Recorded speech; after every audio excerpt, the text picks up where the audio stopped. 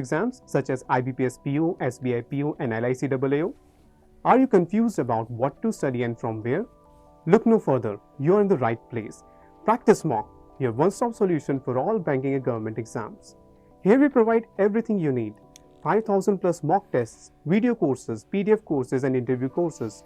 You can also access free topic-wise quizzes, mini mocks, and current affairs PDFs. Get ahead of the competition by practicing 20,000 plus questions in our PDF course. Our high-quality mock tests will give you the real exam experience and help you analyze your performance. Strengthen your foundation with our video courses and join the league of thousands of successful candidates. Visit www.practicemock.com or scan the QR code to download our app from the Play Store and start your journey to success. Hello everyone, hi. तो कैसे हैं आप सभी लोग? आशा करती हूँ आप सभी लोग बहुत स्वस्थ होंगे, बहुत अच्छे होंगे, खुश होंगे और अच्छे से तैयारी कर रहे होंगे और अपनी मंजिल के बहुत करीब होंगे। तो चलो आओ आज के सेशन को स्टार्ट करते हैं क्वेश्चन के साथ। और पहला क्वेश्चन देखते हैं। देखो, पहला क्वेश्चन है, which of the following is the primary objective of the operation Amrit. Amrit जो ऑपरेशन है, अमृत का बेसिकली प्राइमरी ऑब्जेक्टिव क्या है? और ये जो अमृत ऑपरेशन है, ये किसका इनिशिएटिव है? ये केरला गवर्नमेंट का इनिशिएटिव है। ठीक है, तो इसका जो प्राइमरी ऑब्जेक्टिव है या इसका जो मेन एजेंडा है वो है जो ओवर यूज़ है ना एंटीबायोटिक्स का, उसको रोकना। उसको बेसिकली कि एंटीबायोटिक्स का जो यूज़ है, ज़्यादा मात्रा में एंटीबायोटिक्स यूज़ ना हो, उस चीज़ को देखना। अब एंटीबायोटिक अगर ज़्यादा मात्रा में यूज़ होंगी तो क्या होगा? हेल्थ इश्यूज़ हो सकते हैं। एंटीबायोटिक क्या करता है? बैक्टीरिया को किल करता है। ठीक है, बैक्टीरिया गुड भी होते हैं for your body and like the bacteria that can harm, अगर वो किल हो रहे हैं तो दैट्स गुड और that helps your body in a way. तो वो बैक्टीरिया भी जब आप प्रिस्क्राइब्ड जो आपको मेडिसिन डॉक्टर ने प्रिस्क्राइब किया है, अगर आप वो नहीं ले रहे हो, ठीक है, अपनी मर्ज़ी से आप कोई भी एंटीबायोटिक ले रहे हो, इट माइट लाइक दैट कि आपके ऊपर, आपकी बॉडी पे वो मेडिसिन या जो जैसे आपकी सिचुएशन है, लेट्स से खांसी जुकाम हर किसी को होता है, ठीक है, बट किसी को खांसी जुकाम में, किसी को ऐसा होगा कि किसी को खांसी जुकाम के साथ बलगम आएगा, ठीक है, किसी को नहीं आएगा। तो हर किसी का एक, या किसी को बुखार होगा, माइल्ड फीवर होगा, किसी को नहीं होगा, ठीक है। तो हर किसी का एक अपना अपना बॉडी का एक लाइक आप सबकी जो शरीर है, आप सबकी जो बॉडी है, हर किसी की डिफरेंट होती है ना।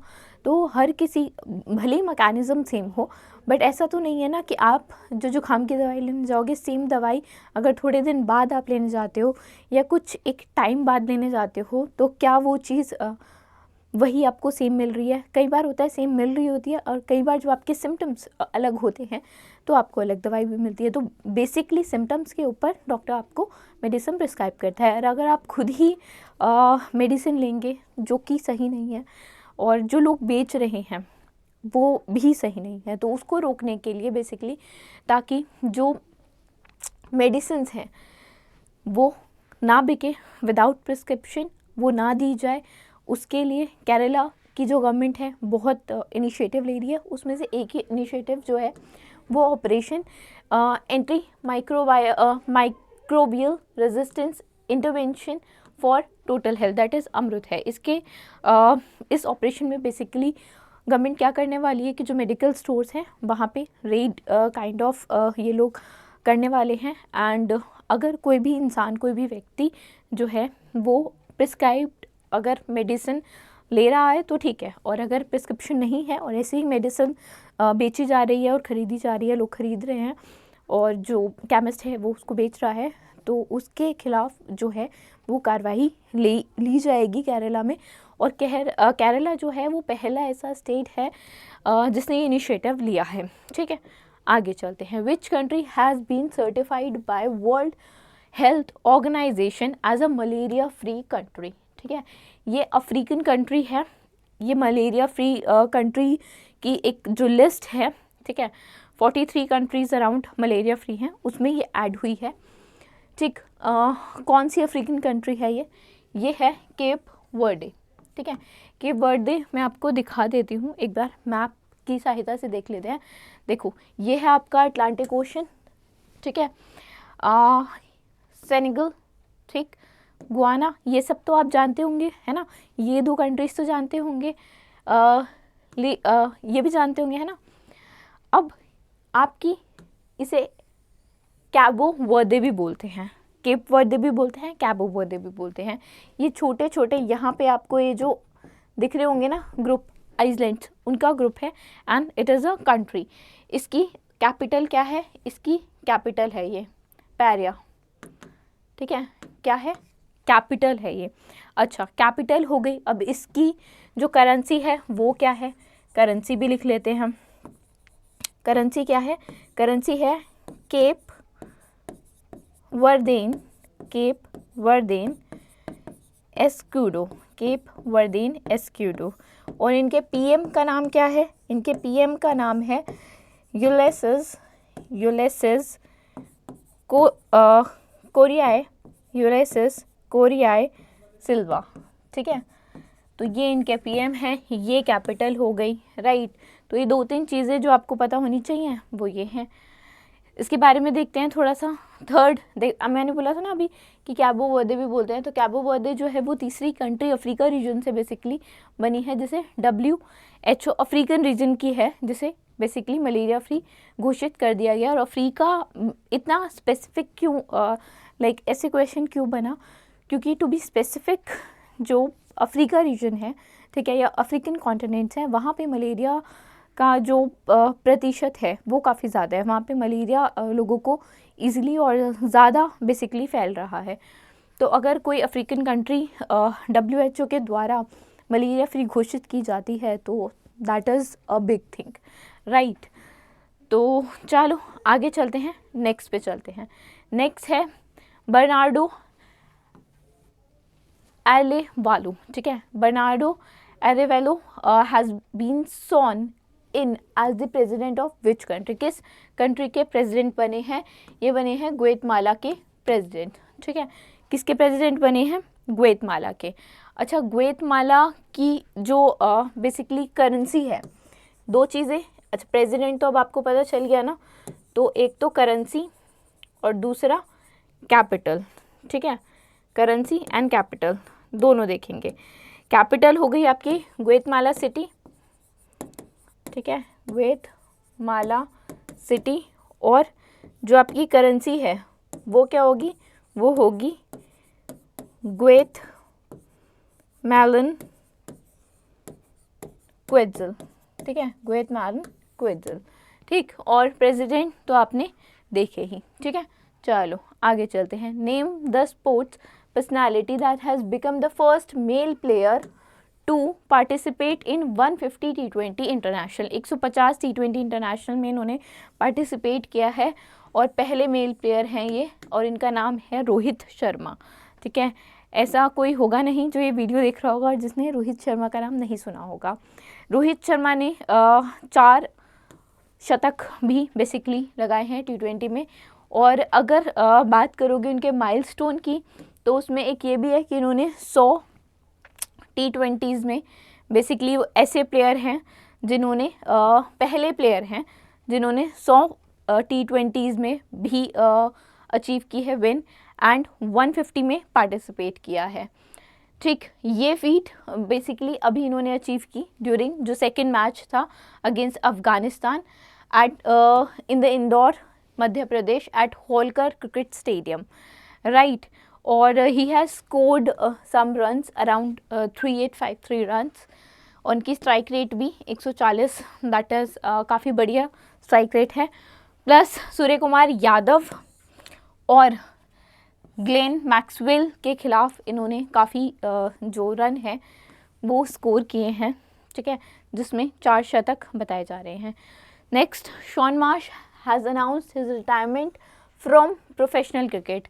ये किस देश के क्रिकेट से संबंधित हैं, बेसिकली किस देश की क्रिकेट टीम से संबंधित हैं। ये ऑस्ट्रेलिया के क्रिकेट प्लेयर थे जिन्होंने अभी रिटायरमेंट ली है।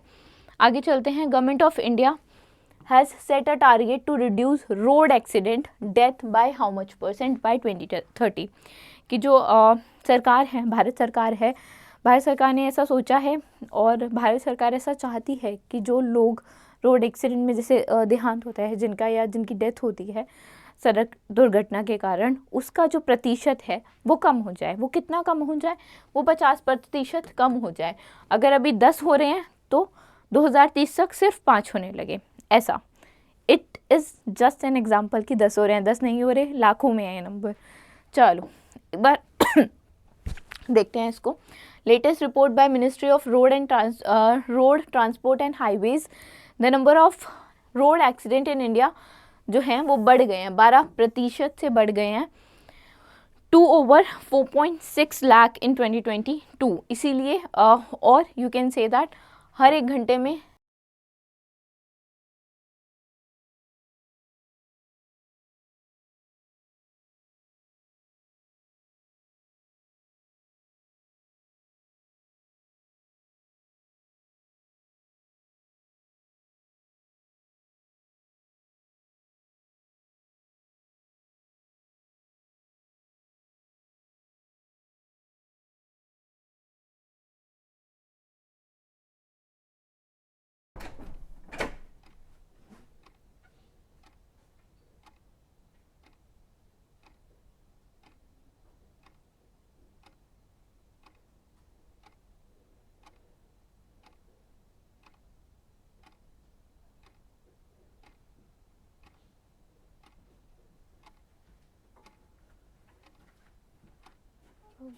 एक मिनट, आई थिंक हाँ तब कुछ लाइन्स आ रही थी।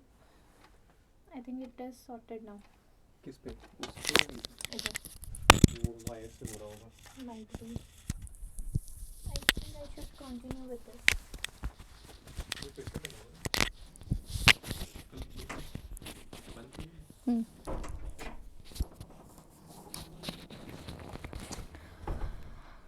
चलो स्टार्ट करते हैं। हम थे एक्सीडेंट्स पे, ठीक है, तो यहीं से स्टार्ट करते हैं। कुछ इशू था, I think that has been resolved. आगे देखते हैं। देखो, मोलासेस एक बाय प्रोडक्ट है शुगर केन का, ठीक है। बाय प्रोडक्ट मतलब जैसे आप कुछ खाते हो, ठीक है, या फ्रूट्स हैं, या आप जूसेस जैसे जूस पीते हो कोई, तो फ्रूट को जब आप मिक्सर में डालते हो, ठीक है, एंड जूस निकल के लिक्विड फॉर्म बाहर आ जाता है, एंड जो गुदा गुदा बचता है या जो सॉलिड फॉर्म बचती है, that is a by product, ठीक है, that is a product left, right. So जो बाय प्रोडक्ट है शुगर केन का मोलासेस है, एंड ये रॉ मटेरियल की तरह यूज़ होता है, ठीक है। It is use as raw material for the production of which of the following. क्या, किस चीज़ की प्रोडक्शन में ये एक रॉ मटेरियल का काम करता है? ये अल्कोहल की प्रोडक्शन में रॉ मटेरियल का काम करता है, ठीक है। इसीलिए अभी जो सरकार है, जो मिनिस्ट्री ऑफ फाइनेंस है, उसने 50% की जो ड्यूटी है वो इम्पोज कर दी है, एक्सपोर्ट ड्यूटी इम्पोज कर दी है मोलासेस पे।